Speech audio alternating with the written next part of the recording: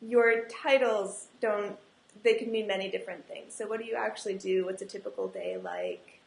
First I have to say that there are no typical days. Okay. There are lots of things going on. It's a very exciting place to be because every day is very different, and also you have to be able to just do a lot of things, as the situation arises. I started a summer reading program, so the learners have been online with me all summer. We have a summer reading book, and we're blogging with an author. We're reading Trouble Don't Last by Shelley Pearsall, and she's blogging with us.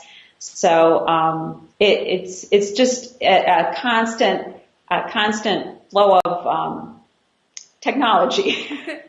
I guess we throw around this term project-based learning, but all of our readers, watchers may not know exactly what that means. Could you talk about that a little bit? Sure. Problem-based learning, let me give you an example of something that we just did recently, an example of one of our projects. As we were moving into our new building, we noticed that in the Learning Commons, there's no ceiling. It just, it goes straight up. And outside of our Learning Commons, there's a great hall, which is used for exhibits. So it's a public area. We also have to one side of our Learning Commons an entranceway where people would come into the museum portion of the building. And so this all open. And what we discovered as the kids were coming to visit was that there was a lot of noise in the Great Hall and in the entranceway that filtered down into the Learning Commons. So we identified that was a big concern, especially for those learners who would be doing research or any kind of work in our Learning Commons. And so the sound was an issue, which is also happened to be a standard for the 5th grade learners to explore sound. So what we did was we identified the problem, and then they went back to the classroom and talked about solutions for this problem. They had to learn a lot about sound, and one of the ways that they did that was that we have a resident inventor that we work with throughout the year. And it just so happened that our resident inventor was Jim West, who his expertise is in sound. So the kids had an opportunity to visit with him. He actually came to our school and talked with them about sound. And then they from that conversation started to develop different solutions to the problem.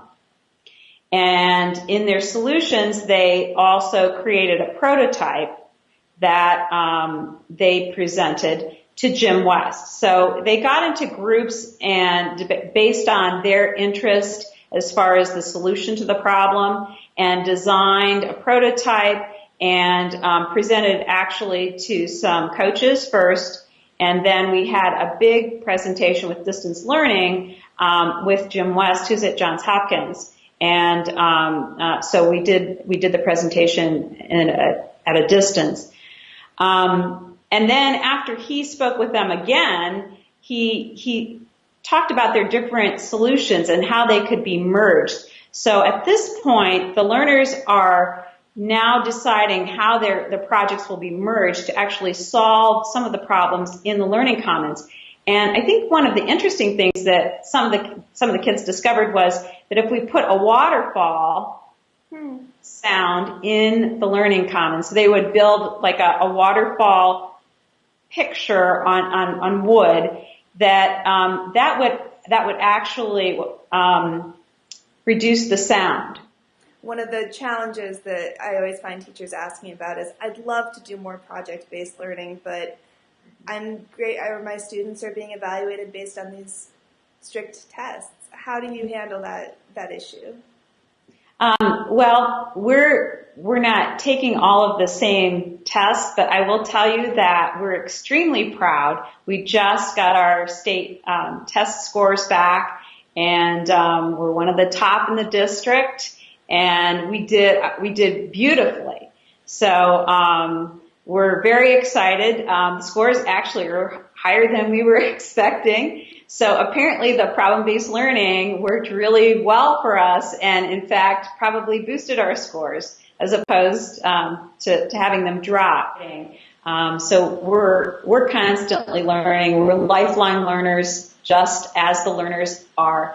And we really have enjoyed learning all of these new things and keeping up with the kids. And for me, it's been the virtual classroom. I just really enjoy talking with the kids virtually and meeting them. I think it's made a huge difference in their learning environment to have me available after school hours, answering questions so that they're not frustrated or caught not doing something because they didn't know what to do. You know, I can send them a quick link, they can find something. So I think technology has actually made our school learning process deeper.